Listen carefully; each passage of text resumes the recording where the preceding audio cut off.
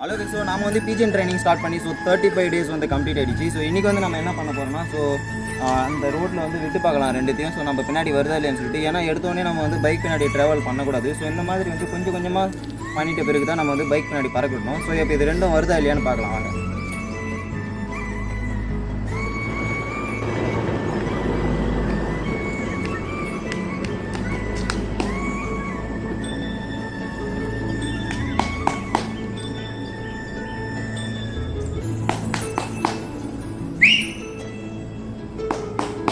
பீஜன் வந்து இப்போ நல்லா பறக்கவே ஆக்சுவலி அந்த லாஸ்ட்டாக போயிடுச்சு. அங்கே வந்து யாரும் நின்றுட்டு இருக்காங்க. ஸோ அதனால் அங்கே போய் சுற்றிட்டு இருக்கு. ஸோ கண்டிப்பாக திரும்ப வரும், நீங்கள் வேணால் பார்த்துட்டே இருங்க.